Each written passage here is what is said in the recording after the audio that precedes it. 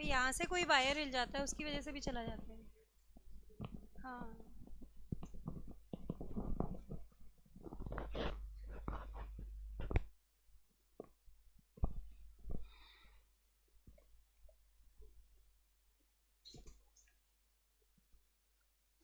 I think यहाँ से हिला है भैया ये।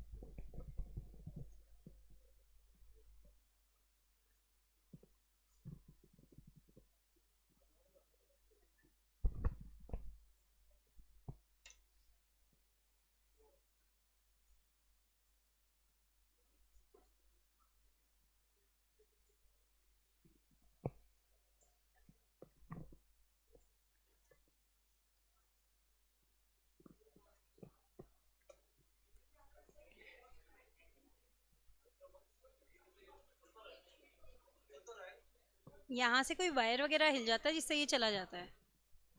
ये पहले आ रहा था ये, फिर बिहार में गया है। ये जो वायर्स है ना इधर नीचे,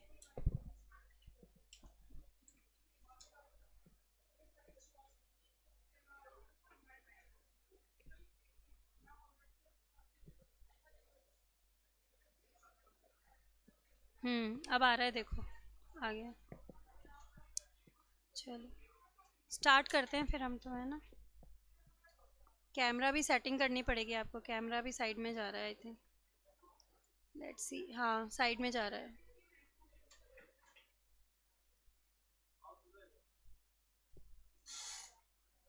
थिंक चेयर इस साइड लेने से प्रॉपर आ जाए।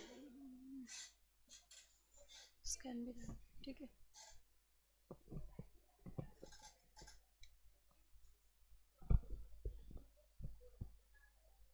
Good afternoon class, good afternoon everyone. Online students, audio video clear है क्या? एक बार कंफर्म करना बेटा। रिद्धि, श्रेया, यश, यस प्रॉपर आ रहा है। अच्छा, माई सेल्फ सुमिता महेश्वरी, तो I am HOD of law department over here. और मैं आपका लॉ वाला सब्जेक्ट लूँगी। अपने लॉ वाले सब्जेक्ट में बेसिकली दो पार्ट है, business laws and correspondence, reporting वाला पार्ट है। तो 60 मार्क्स का तो अपना पोर्शन है लॉ वाला, और 40 मार्क्स की रिपोर्टिंग है। तो मैं जो है वो आपका 60 मार्क्स वाला जो पोर्शन है ना, लॉ वाला पोर्शन, वो कंप्लीट करवाऊँगी। ठीक है, तो क्या रहेगा अपना क्राइटेरिया, एक बार देखते हैं। देखो कॉपी वगैरह जो भी है एक बार लिखो। एक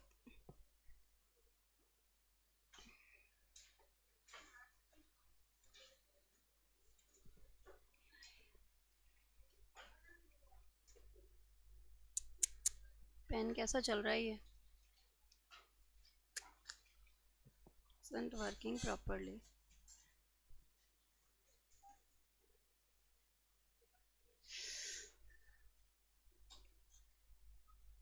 बिजनेस लॉज एंड कॉरेस्पॉन्डेंस,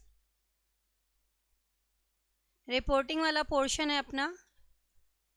तो अपने वाला जो पोर्शन है that is of business laws का पोर्शन आएगा आपका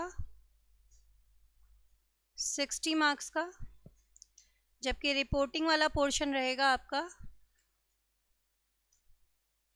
40 मार्क्स का। तो 60 मार्क्स के अंदर अपना क्या रहेगा, देखो क्या क्या अपने एक्ट हैं कोर्स में, वो देखते हैं।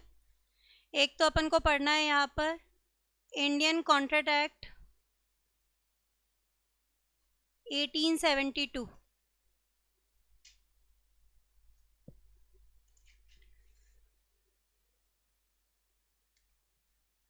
Sales of goods act 1930, Indian partnership act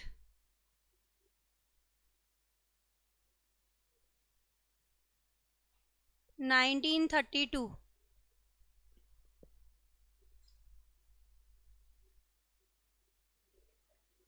limited liability partnership act 2008, companies act 2013।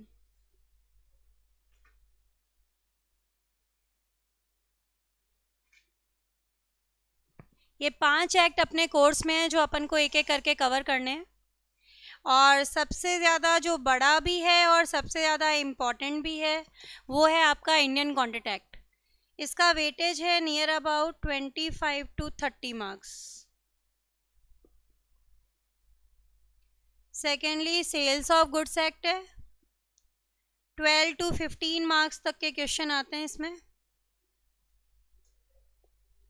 Similar is with Indian partnership act, 12 to 15 marks something question आते हैं इसके बीच में। एलएलपी एक्ट का वेटेज फिक्स है, ऑलवेज 5 मार्क्स क्वेश्चन आते हैं, और कंपनीज एक्ट में फिक्स आते हैं 13 मार्क्स के क्वेश्चन। अब मार्किंग 60 से एक्सीड हो रही है आपकी। रीज़न क्या है? देखो, अपने एग्जाम में बेटा आते हैं 6 क्वेश्चंस, लॉ वाले पोर्शन में 6 क्वेश्चन होते हैं, और हर क्वेश्चन होता है आपका 12 मार्क्स। क्वेश्चन नंबर 1 कंपलसरी, और बाकी 5 में से आपको कोई 4 करने होते हैं, तो एक क्वेश्चन की अपने पास चॉइस होती है। तो marking is not out of 60, it is out of 72। 12 marks के 6 क्वेश्चंस हो गए मेन एग्जाम में, 72 हो गए ना, तो उसके अकॉर्डिंग मार्किंग है ये आपकी, क्योंकि आप ओवरऑल देखोगे तो एक्सीड करेगा ये पोर्शन अपना। ये समझ में आया क्या कि ब्रीफ ओवरले बताया मैंने आपको कि आपको किस हिसाब से अभी इस सब्जेक्ट में अपन आगे तैयारी करेंगे। अपन स्टार्ट करने जा रहे हैं इंडियन कॉन्ट्रैक्ट एक्ट 1872। इसमें आपकी 6 यूनिट्स हैं, ये सबसे लेंथी है अपना। इसके बाद जो है वो सारे छोटे लगते हैं इसके आगे। सबसे बड़ा जो एक्ट है और सबसे इम्पॉर्टेंट एक्ट है वो हम स्टार्ट करने जा रहे हैं, इंडियन कॉन्ट्रैक्ट एक्ट 1872। कॉपी वगैरह है आपके पास? बुक्स हैं? आईसीआई आ चुकी है आपके पास? नहीं है? किसके पास आईसीआई की बुक नहीं है? अभी नहीं, घर पे भी नहीं है ही नहीं आप लोग के पास अभी आईसीआई? अच्छा, रास्ते में, ट्रांजिट में है अभी। कब तक आने की एक्सपेक्टेशन है, कुछ आइडिया है?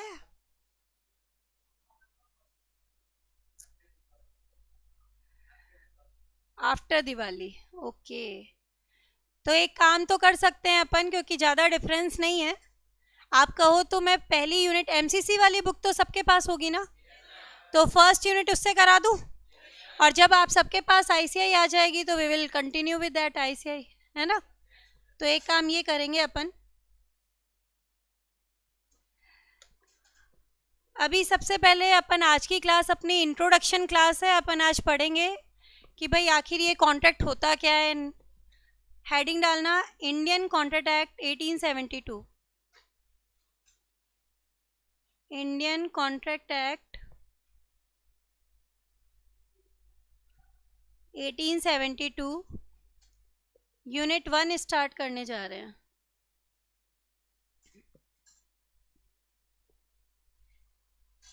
Nature of contract.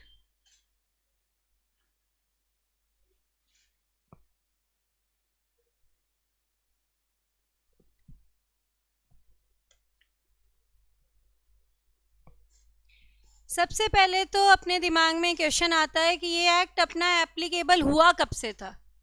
ठीक है, तो ये एक्ट अपना एप्लीकेबल हुआ फ्रॉम 1 सितंबर 1872। तो लिखना, इट केम इनटू फोर्स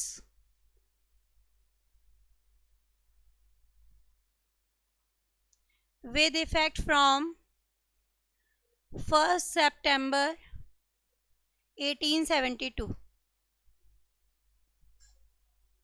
1 सितंबर 1872 से अपना यह एक्ट एप्लीकेबल हुआ है, पूरे भारत में एप्लीकेबल है, applicable to whole of India.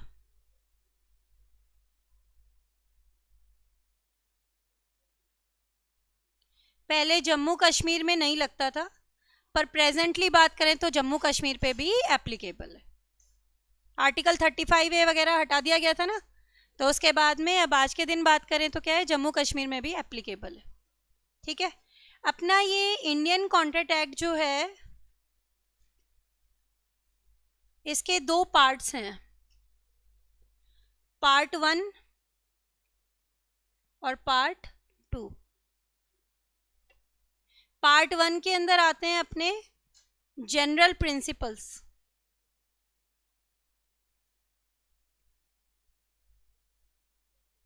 और पार्ट 2 के अंदर आते हैं स्पेशल कॉन्ट्रैक्ट, जैसे गारंटी का कॉन्ट्रैक्ट, इंडेमनिटी का कॉन्ट्रैक्ट, प्लेज का कॉन्ट्रैक्ट। आपके सीए फाउंडेशन के कोर्स में सिर्फ और सिर्फ पार्ट 1 है, सेक्शन नंबर 1275, ये हम कवर करेंगे। पार्ट 2 आपको पढ़ाया जाएगा इंटर में। अपने कोर्स में जो इंडियन कॉन्ट्रैक्ट एक्ट है वो कंप्लीट नहीं है अभी, इसका कुछ पार्ट आप इंटर में पढ़ोगे, पार्ट 1 यहाँ पे पढ़ रहे हो आप, है ना।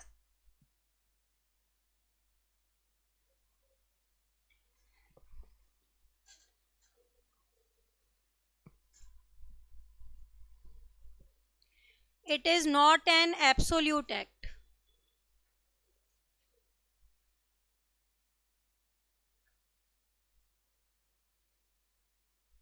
इंडियन कॉन्ट्रैक्ट एक्ट आपका एक एब्सोल्यूट एक्ट नहीं है। एब्सोल्यूट मतलब कंप्लीट एक्ट नहीं है। हर चीज का आंसर आपको इंडियन कॉन्ट्रैक्ट एक्ट में नहीं मिलेगा। कुछ ऐसे भी मैटर्स है जो इंडियन कॉन्ट्रैक्ट एक्ट में कवर नहीं होते। It does not cover status obligations.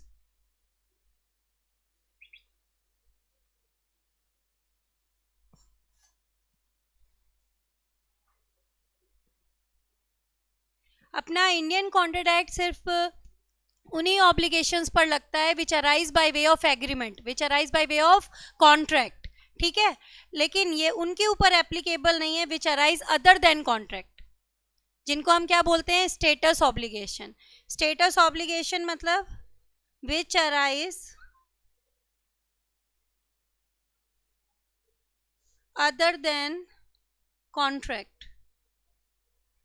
which arise other than contract. Example, maintenance related matters,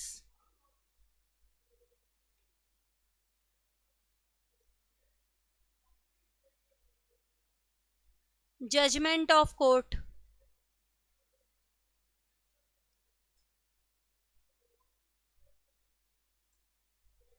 ये स्टेटस ऑब्लिगेशन है। जैसे हस्बैंड वाइफ का डिवोर्स हो गया तो हस्बैंड को वाइफ को मेंटेनेंस चार्जेस देने पड़ते हैं ना, it is not covered under Indian contract act. ये इंडियन एविडेंस एक्ट एक अलग से बना हुआ है, उसके अंदर कवर होता है।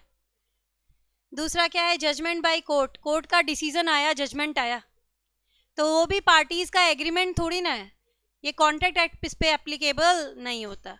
Contract act applicable only on the obligation which arise by way of agreement. The obligation which arise other than agreement, status obligation, उनके ऊपर हमारा इंडियन कॉन्ट्रैक्ट एक्ट एप्लीकेबल नहीं होता। They are outside the coverage of Indian contract act. Status obligation पर हमारा Indian contract act applicable नहीं होता। अब सबसे पहला क्वेश्चन हमारा आता है दिमाग में कि भाई ये इंडियन कॉन्ट्रैक्ट एक्ट पढ़ने जा रहे हो तो आखिर कॉन्ट्रैक्ट क्या होता है। तो हम पढ़ेंगे कि कॉन्ट्रैक्ट की डेफिनेशन क्या है। हेडिंग डालना, कॉन्ट्रैक्ट, सेक्शन है आपका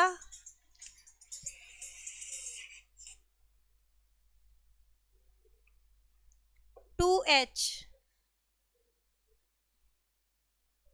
सेक्शन 2H में कॉन्ट्रैक्ट के बारे में बताया गया है। कॉन्ट्रैक्ट को हम दो पार्ट में डिवाइड कर सकते हैं, एग्रीमेंट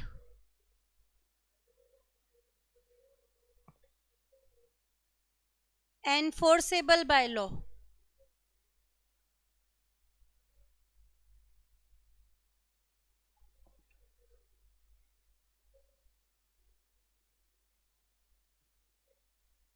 एग्रीमेंट को 3 पार्ट में डिवाइड कर सकते हैं, ऑफर, एक्सेप्टेंस,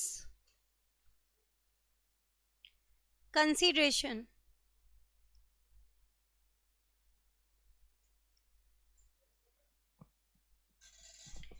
एग्रीमेंट का सेक्शन है हमारा सेक्शन नंबर 2E। 2A में ऑफर दिया हुआ है और 2B में एक्सेप्टेंस दिया हुआ है। कंसीडरेशन आगे जाके पढ़ेंगे, 2D में है, अभी इस यूनिट में इतना ही कवर होगा। कॉन्ट्रैक्ट की डेफिनेशन दी हुई है सेक्शन 2H में। कॉन्ट्रैक्ट मतलब agreement enforceable by law is contract. Agreement को हम 3 पार्ट में डिवाइड कर सकते हैं, ऑफर, एक्सेप्टेंस एंड कंसीडरेशन। एक एग्जाम्पल से समझते हैं। मैंने आपसे कहा will you purchase my pen for ₹100। मैंने आपको क्या दिया? ऑफर, प्रपोजल, ऑफर दिया मैंने आपको। आपने कहा yes ma'am we are ready to buy it. आपने क्या किया? मेरा ऑफर एक्सेप्ट कर लिया। Together it is for consideration. Consideration मतलब समथिंग इन रिटर्न, बदले में कुछ मिलता है ना, उसी को क्या बोलते हैं? कंसीडरेशन। जैसे मेरे लिए कंसीडरेशन क्या है? ₹100 जो आप मुझे दोगे। आपके लिए कंसीडरेशन क्या है? पेन, जो मैं आपको दूंगी। मिल करके हमने क्या बनाया बेटा? एग्रीमेंट। यही एग्रीमेंट अगर एनफोर्सेबल बाय लॉ है, जैसे अगर इस एग्रीमेंट को मैंने तोड़ दिया तो आप, और अगर आपने तोड़ दिया तो मैं आपके ऊपर केस फाइल कर सकती हूँ, then it is contract. If it is enforceable by law मतलब दूसरी पार्टी लीगल एक्शन ले सकती है। अगर एक पार्टी कॉन्ट्रैक्ट को तोड़ दे तो दूसरी पार्टी कोर्ट में जा सकती है, then it is contract. Agreement enforceable by law is your contract. समझ आया क्या? ये बताओ। एग्रीमेंट एनफोर्सेबल बाय लॉ को ही अपन क्या बोलते हैं? कॉन्ट्रैक्ट बोलते हैं। अब यहाँ पर एग्रीमेंट वर्ड यूज हुआ था, तो हम पढ़ने जा रहे हैं कि आखिर ये एग्रीमेंट क्या होता है। सिंपल लैंग्वेज में तो हमने पढ़ लिया कि ऑफर, एक्सेप्टेंस और कंसीडरेशन को मिला के क्या बनता है? हमारा एग्रीमेंट बनता है। पर इसकी लॉ में क्या डेफिनेशन दी हुई है वो देख रहे हैं। सेक्शन 2E के अंदर जो इसकी डेफिनेशन है वो हम लेने जा रहे हैं। सेक्शन 2E की डेफिनेशन कहती है आपकी प्रॉमिस और every set of promise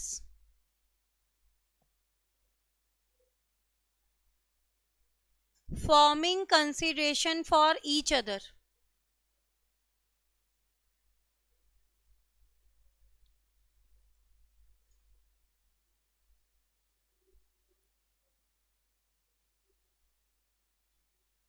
is agreement.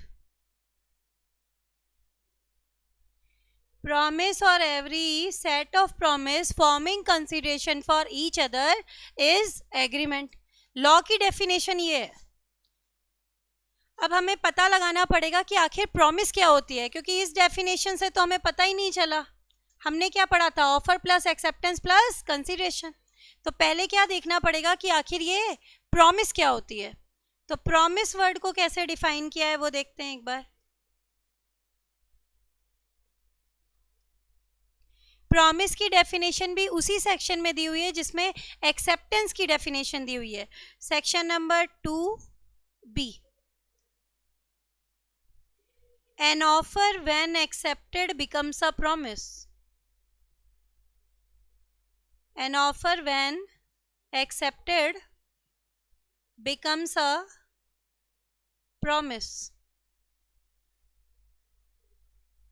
एक ऑफर जब एक्सेप्ट हो जाता है क्या बन जाता है? आपका प्रॉमिस बन जाता है। इसका मतलब कैन आई से कि promise is equal to offer plus acceptance, कह सकती हूँ कि नहीं कह सकती हूँ?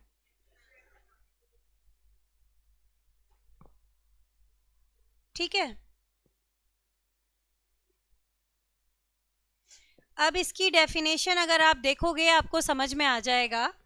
एग्रीमेंट के लिए हम फॉर्मूला लिखे तो कैसे लिखेंगे बेटा? Agreement is equal to offer plus acceptance plus consideration.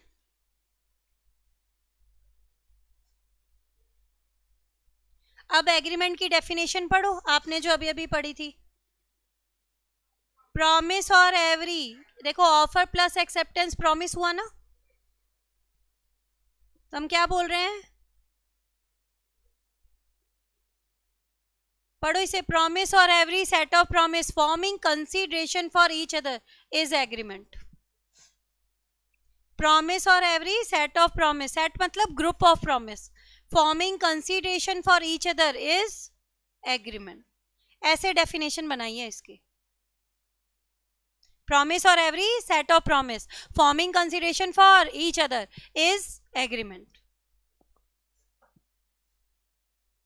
तो मैथमेटिकल रूप में अगर हम लिखना चाहें तो कॉन्ट्रैक्ट को कैसे लिख सकते हैं, agreement plus enforceability by law.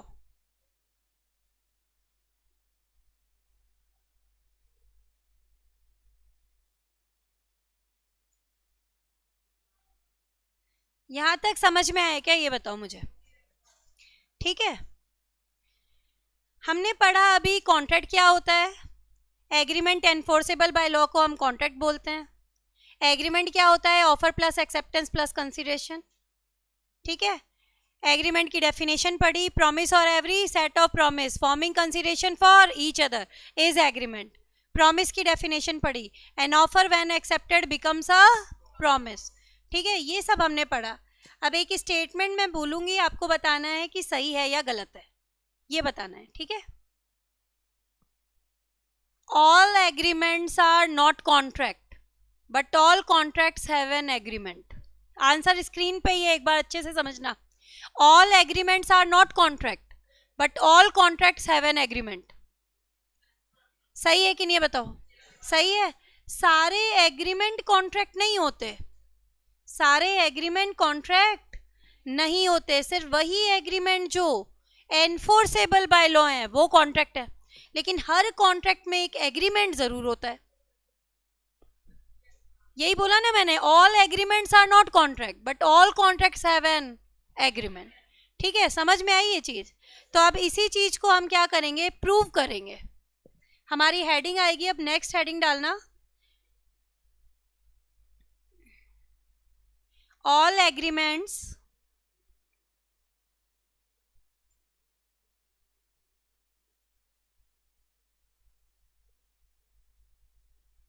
are not contract but all contracts have an agreement।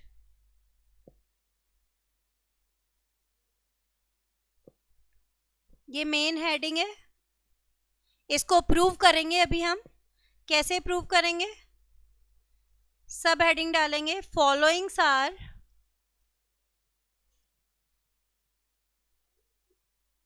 agreements but not contract। कुछ ऐसे एग्जाम्पल लेंगे जो एग्रीमेंट है लेकिन कॉन्ट्रैक्ट नहीं है। हम प्रूव करेंगे कि सारे एग्रीमेंट कॉन्ट्रैक्ट नहीं होते, तो हम ऐसे कुछ एग्जाम्पल लेने जा रहे हैं अब जो एग्रीमेंट तो है लेकिन कॉन्ट्रैक्ट नहीं है, उनके बारे में पढ़ेंगे। तो सबसे पहले इसके अंदर लेने जा रहे हैं हम फैमिली या फिर डोमेस्टिक एग्रीमेंट।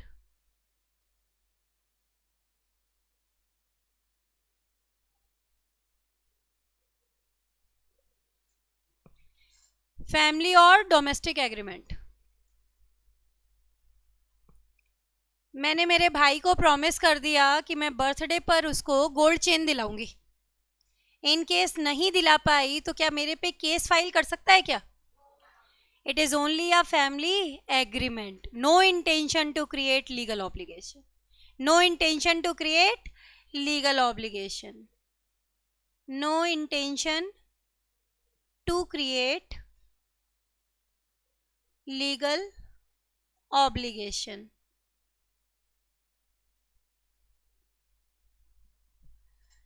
एक फादर ने अपने बेटे को प्रॉमिस किया कि अगर तूने फर्स्ट अटेम्प्ट में सीए फाउंडेशन पास कर लिया तो मैं तुझे मोटरसाइकिल दिलाऊंगा।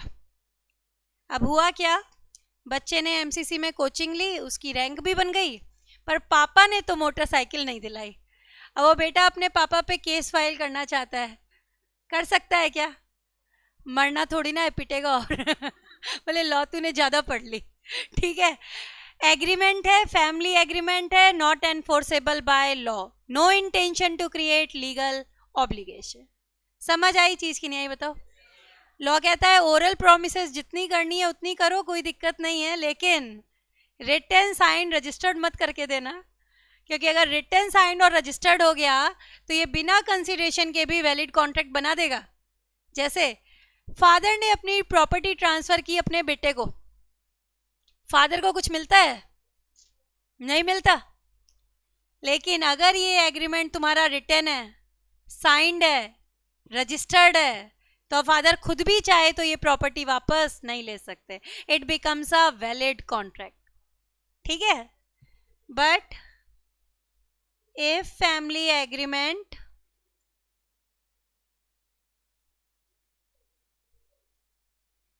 इज इन राइटिंग, ये डिटेल में पढ़ोगे यूनिट 2 में, है ना?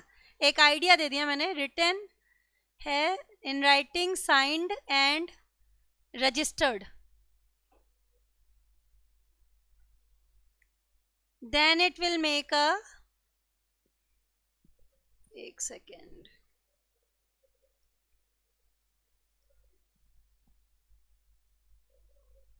Valid contract. तब ये सही कॉन्ट्रैक्ट बना देगा भाई। एग्रीमेंट नहीं रहेगा तब ये क्या बन जाएगा? कॉन्ट्रैक्ट। तीन चीजें पूरी हो जाए ना तो फैमिली एग्रीमेंट कॉन्ट्रैक्ट में बदल जाता है। क्या क्या चीजें होनी चाहिए? रिटन, साइंड और रजिस्टर्ड। ठीक है, रजिस्ट्री करा दी ना, फिर बात हाथ से गई। ये तो बात की हमने किसके बारे में? फैमिली एग्रीमेंट के बारे में। एक सेकेंड, सेकेंड नंबर डालना इसके अंदर, सोशल एग्रीमेंट।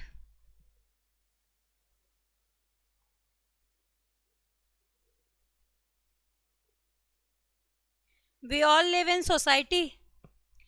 किसी ने बोला कि भाई बच्चे की बर्थडे पार्टी आपको आना है, बोले हाँ आएंगे।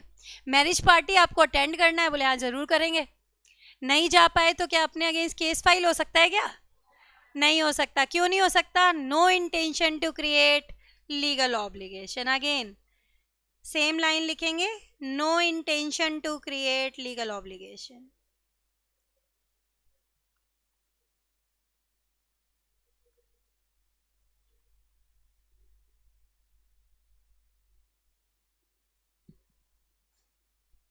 भाई मैंने क्या किया, मैंने अपनी फ्रेंड को या अपने फ्रेंड को डिनर पे इनवाइट किया। Being a faculty of MCC मेरी टाइमिंग की कॉस्टिंग है, तो मैंने क्या किया, एमसीसी से लीव ले ली और घर को भी डेकोरेट किया, और ही और she does not turn out, नहीं आता या नहीं आती, तो क्या मैं केस फाइल कर सकती हूँ क्या? मेरा तो इतना नुकसान हो गया। कर सकते हैं क्या? नहीं कर सकते। Is a social agreement, no intention to create legal obligation. पर हमेशा नुकसान मेरा क्यों हो? अभी इसी एग्जाम्पल को रिवर्स वे में लेते हैं। इनवाइट तो मैंने कर दिया, लेकिन हुआ क्या, किसी इमरजेंसी की वजह से मुझे जाना पड़ा, तो विद फैमिली इनविटेशन दिया था, घर पे आके देखा तो भाई मेरे घर पे तो ताला लगा हुआ था। अब वाइफ ने कहा कि घर जाके खाना तो बनाएगी नहीं, ठीक है। गए रेस्टोरेंट में तो 500 से 1000 तक का बिल नॉर्मल था। मुझसे क्लेम कर सकते हैं क्या? नहीं कर सकते। Again it is a social agreement, no intention to create legal obligation. अच्छा, एक है मिस्टर ऋतिक, उसकी कॉलेज फ्रेंड रही हुई है माधुरी दीक्षित। तब उसके बेटे की शादी, उसने एज अ फ्रेंड इनविटेशन दे दी माधुरी दीक्षित को, और माधुरी दीक्षित ने भी एज अ फ्रेंड एक्सेप्ट कर लिया कि मैं भाई हाँ तुम्हारे बेटे की वेडिंग में आऊंगी। अब भाई एक सेलिब्रिटी उसके बेटे की शादी में आने वाली थी, तो it is some extraordinary arrangement. हुआ क्या भाई, माधुरी दीक्षित तो आई नहीं। उसके इस बिहेवियर की वजह से ऋतिक को बहुत गुस्सा आया। अब केस फाइल किया माधुरी दीक्षित के ऊपर। Will he succeed? No. Again a social agreement, no intention to create legal obligation, no intention to create legal obligation. ठीक है, अब बोलोगे मैम ये फिल्म स्टार्स वगैरह परफॉर्मेंसेस भी तो देते हैं, बड़े बड़े बिजनेसमैन होते हैं, वो इनको कॉन्ट्रैक्ट बेसिस पे साइन करवाते हैं, वहाँ ये परफॉर्मेंस देते हैं। फंक्शन हुआ जैसे किसी के यहाँ, मुकेश अंबानी ने बोला तो भाई आ गए, अब वहाँ तो कॉन्ट्रैक्ट के पैसे लिए, रिटन एंड साइंड है वहाँ पे भी, तो वहाँ पे अगर नहीं जाओगे तो क्या लगेगी, पेनल्टी लगेगी, वहाँ तो कॉन्ट्रैक्ट ब्रीच हो गया। नॉर्मली बातें तो करें तो क्या है, no intention to create legal obligation. ठीक है, एक एग्जाम्पल लिख लो, A invites B for dinner,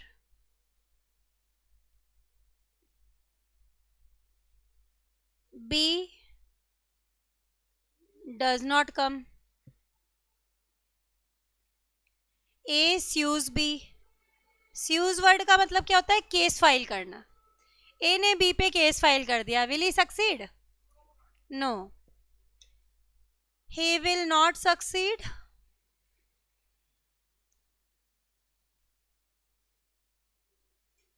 as it is a social agreement,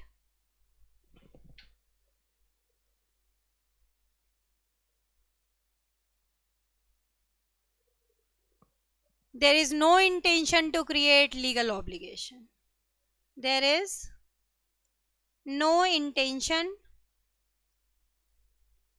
to create legal obligation।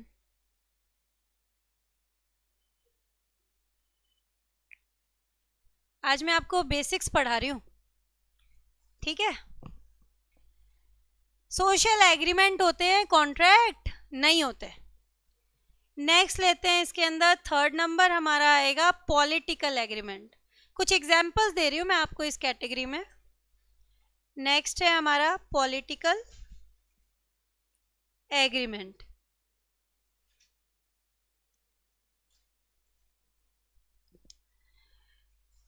इसके लिए तो एक स्टेटमेंट बोल दूं वही बहुत है, नेताओं के वादों पर कभी भरोसा नहीं करना चाहिए, है ना। At the time of election आपके घर पे आते हैं, एजेंडा पकड़ाते हैं, जीत गए तो ये करेंगे ये करेंगे ये करेंगे, और जीतने के बाद ना कोई शक्ल तक नहीं दिखाता, तो क्या आप उनके खिलाफ केस फाइल कर सकते हो क्या? नहीं कर सकते, क्योंकि पॉलिटिकल एग्रीमेंट होते हैं, कॉन्ट्रैक्ट नहीं होते।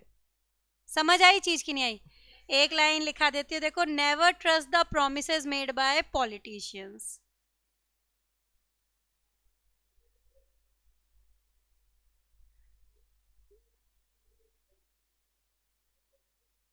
Never trust the promises made by politicians.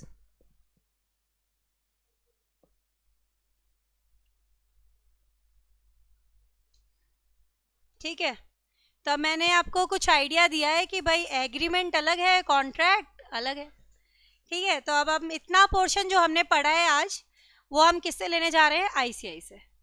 ठीक है, एमसीसी बुकलेट देखो क्या, आई थिंक यहाँ पे होगी, तो वो ओपन कर लेते हैं, क्योंकि you all have not got ना। एमसीसी आपके पास है लेकिन आईसीआई आपके पास नहीं है ना, तो एक बार देखते हैं, आई थिंक इसमें होनी चाहिए।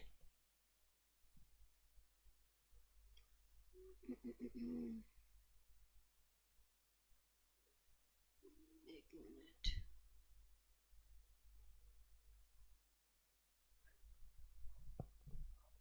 क्या चीज, कोई काम है आपको? हाँ जाओ।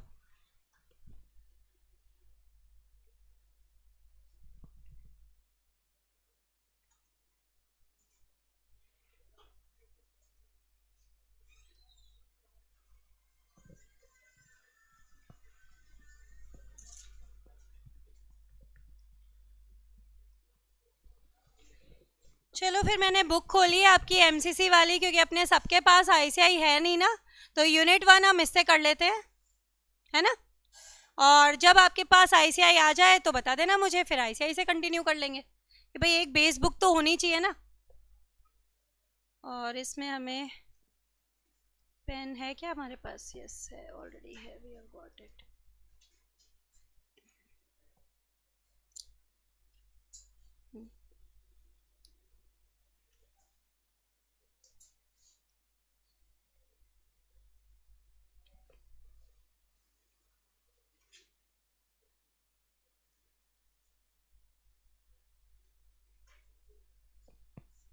सबसे पहले तो देखो इसके अंदर सेक्शन नंबर 2H लिखा हुआ आ रहा है, देखो पढ़ा था ना हमने section number 2H।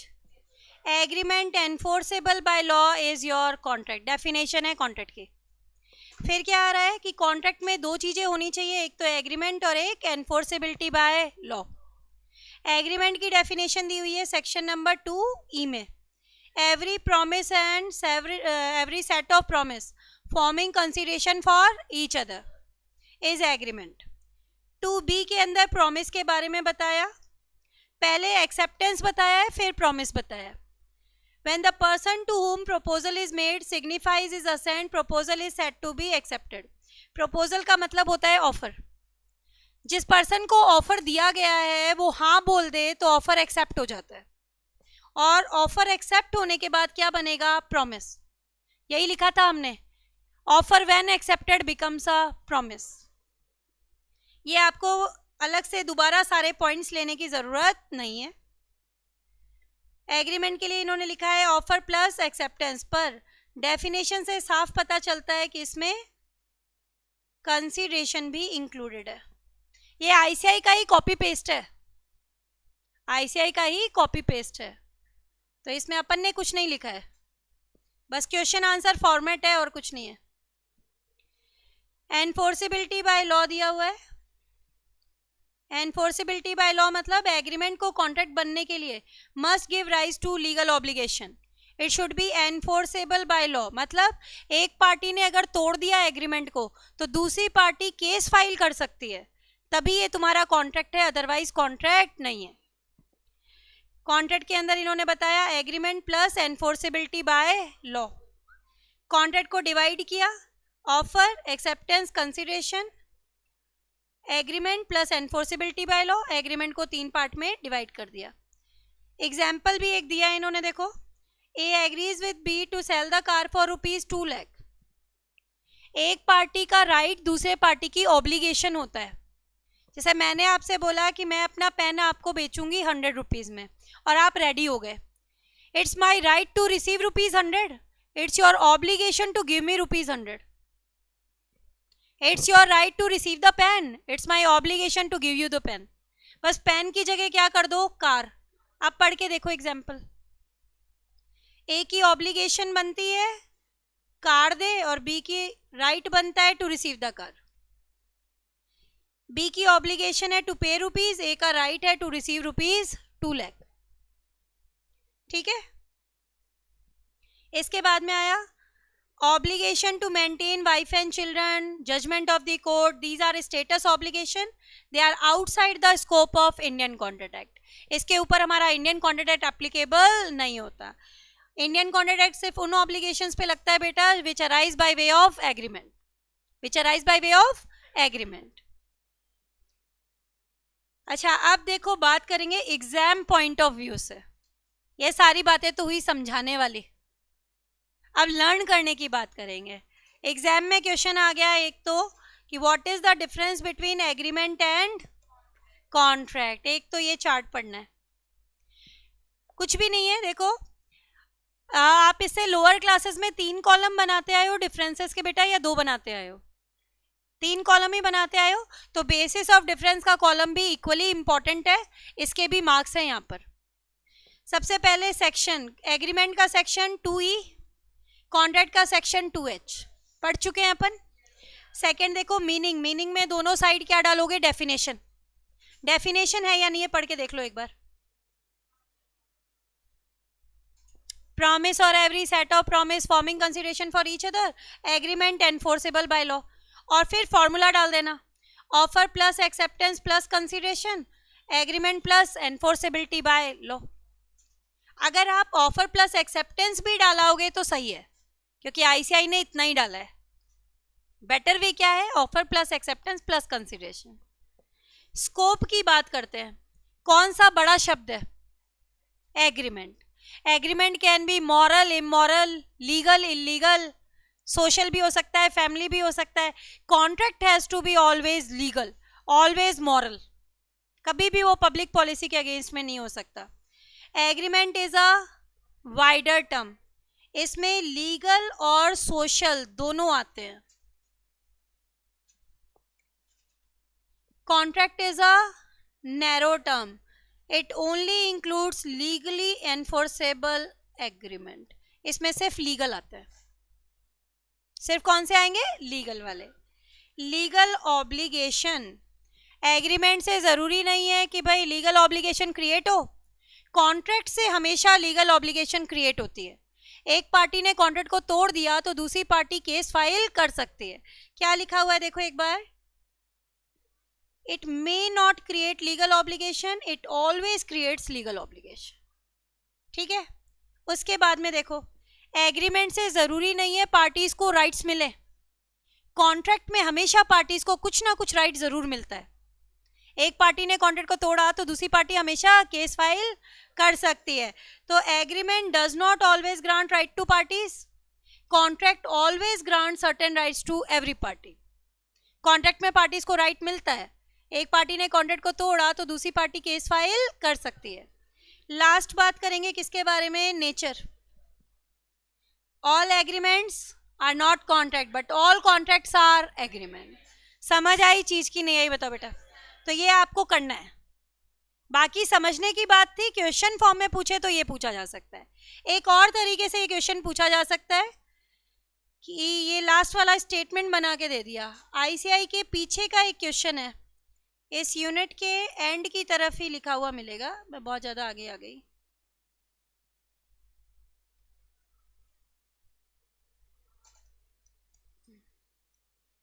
Unit number 1 के एंड साइड में क्वेश्चन दिया हुआ है।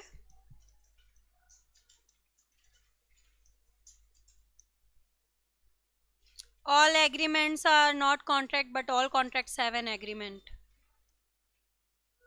प्रैक्टिकल क्वेश्चन के एंड में है I think. Page number 24।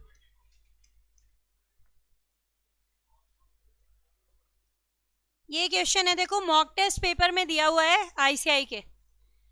All contracts are agreement but all agreements are not contract. भाई या तो क्वेश्चन इस फॉर्मेट में पूछा जा सकता है, सीधे ही डिफरेंस पूछ लिए तो चार्ट बनाएंगे, और कई बार क्वेश्चन क्या होता है इस तरीके से भी पूछा जा सकता है, क्योंकि ये आईसीआई ने आपके एमटीपी में दे रखा है। तो इसको एक बार पढ़ लेते हैं। एक एग्रीमेंट जो है, come into existence when one party gives an offer to the other party and the other party accept it. Agreement कब बनता है? जब एक पार्टी ऑफर देती है और दूसरी पार्टी उसको एक्सेप्ट करती है। कॉन्ट्रैक्ट क्या होता है? It is an agreement enforceable by law. फिर इन्होंने बोला इट मीन्स कॉन्ट्रैक्ट बनने के लिए एग्रीमेंट को लीगल ऑब्लिगेशन क्रिएट करना जरूरी है, that is it should be duly enforceable by law. अगर agreement is incapable of be creating duly enforceable by law, it is not a contract. फिर इन्होंने बता दिया कि भाई इसी वजह से there can be agreement which are not enforceable by law, जैसे social agreement, moral agreement, religious agreement, political agreement. Agreement is a wider term than the contract. All agreement need not necessarily become contract, but all contracts are always agreement. दो terms को इसने explain किया। पहली term है all agreements are not contract, दूसरी term है all contracts are agreement. Question में यही चीजें थी तो इन्हीं दोनों को ले लिया इसने। Agreement between the parties, they do not intend to create legal obligation, it is not a contract. Agreement है लेकिन intention to create legal obligation नहीं है, एग्रीमेंट रह जाएगा, कॉन्ट्रैक्ट नहीं बनेगा। All contracts are an agreement. Contract में दो चीजें होनी जरूरी हैं, पहला एग्रीमेंट और दूसरा एनफोर्सिबिलिटी बाय लॉ। इसका मतलब क्या है कि भाई हर कॉन्ट्रैक्ट में एक एग्रीमेंट का होना जरूरी है, it is a pre request.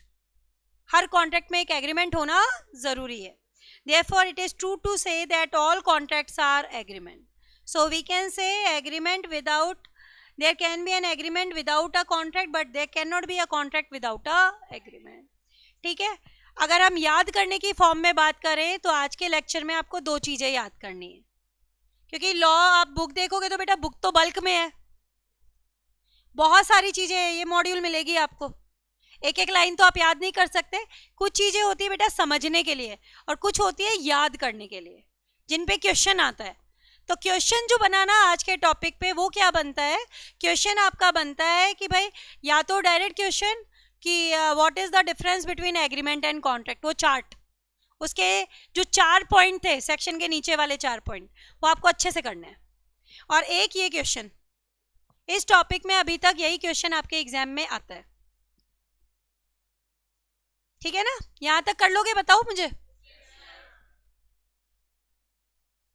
अभी थोड़ा सा टाइम है हमारे पास, मैं आपको एक वर्ड आ रहा है उसका मीनिंग समझा के जा रही हूं आज।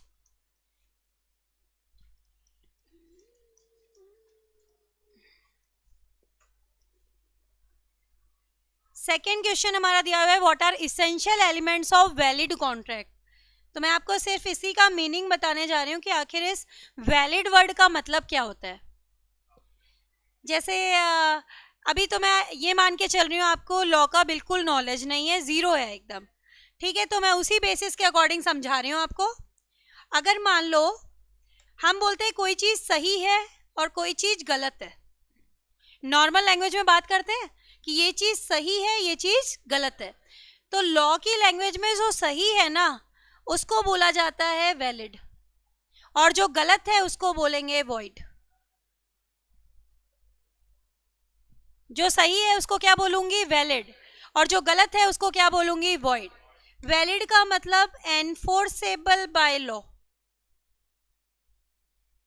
एनफोर्सेबल बाय लॉ मतलब जिसके लिए आप कोर्ट में केस फाइल कर सकते हो वो वैलिड है।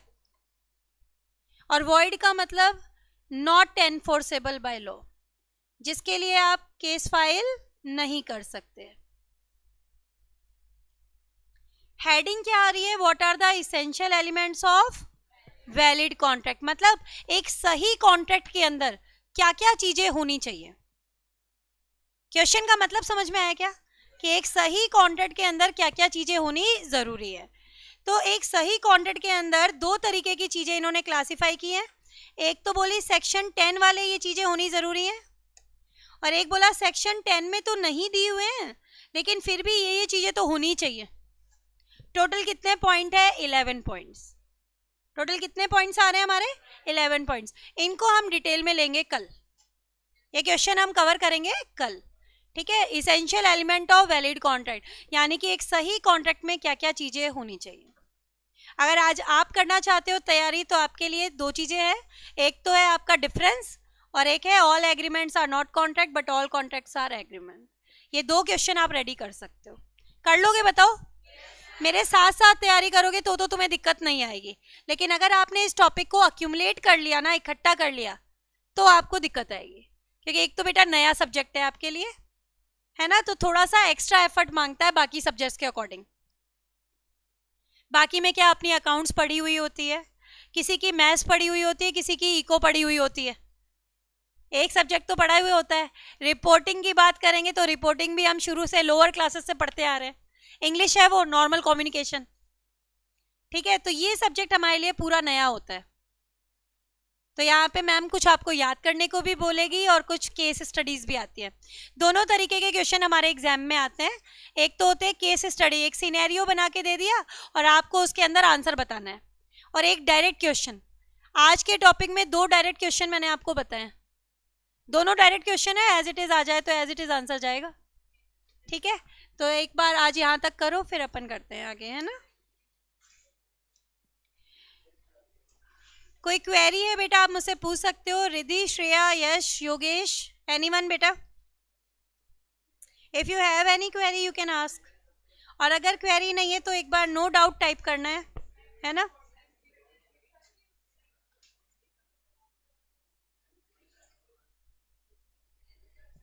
स्टेटस ऑब्लिगेशन, स्टेटस ऑब्लिगेशन वो होती है बेटा which do not arise by way of agreement, ठीक है? ऐसी ऑब्लिगेशन या ड्यूटी जो कि कॉन्ट्रैक्ट से अराइज नहीं होती, उनको स्टेटस ऑब्लिगेशन बोलते हैं। जैसे मेंटेनेंस रिलेटेड मैटर हुए, कोर्ट का जजमेंट हुआ, इसके लिए पार्टीज का एग्रीमेंट नहीं होता, अपना कॉन्ट्रैक्ट एक्ट इनके ऊपर एप्लीकेबल नहीं होता। एनी अदर क्वेरी बेटा? वॉइड मतलब होता है यश नॉट एनफोर्सेबल बाय लॉ, जिसके लिए आप कोर्ट केस फाइल नहीं कर सकते, वो वॉइड है। आगे टाइप्स ऑफ कॉन्ट्रैक्ट में मैं डिटेल में बताऊंगी वैलिड और वॉइड। अभी इतना ही समझ लो कि वैलिड का उल्टा होता है वॉइड, ठीक है। Maintenance related matter, maintenance related by law, देखो मेंटेनेंस रिलेटेड मैटर यदि होते हैं वो स्टेटस ऑब्लिगेशन होते हैं। जैसे कोर्ट ने बोला, डिवोर्स हुई हस्बैंड वाइफ की, और कोर्ट ने बोला कि आपको है ना अपनी वाइफ को इतना मेंटेनेंस चार्ज देना पड़ेगा, तो इसके लिए पार्टीज ने एग्रीमेंट नहीं किया ना, तो it is not arising bye way of agreement, इसलिए इसे स्टेटस ऑब्लिगेशन में लेते हैं अपन, और इस पे अपना इंडियन कॉन्ट्रैक्ट एक्ट एप्लीकेबल नहीं होता। इसके लिए अलग एक्ट है आपका, Indian evidence act. Maintenance related matter वहां पे कवर होते हैं आपके। Any other query class? Judgment of court, court का डिसीजन आया, कोर्ट ने एक डिसीजन दिया, तो उसके लिए पार्टीज का एग्रीमेंट थोड़ी ना होता है बेटा, कोर्ट ने जजमेंट दे दिया, पार्टीज को मानना पड़ता है। It is not an obligation arising out of agreement, तो ये आपका स्टेटस ऑब्लिगेशन है, ठीक है, इसके ऊपर अपना इंडियन कॉन्ट्रैक्ट एक्ट एप्लीकेबल नहीं होता। एनी अदर क्वेरी बेटा?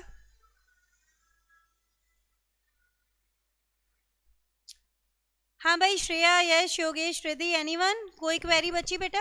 नहीं? तो आज यहाँ तक का मैटर करो, कल अपन आगे कंटिन्यू करते हैं। Okay, thank you so much class, have a nice day.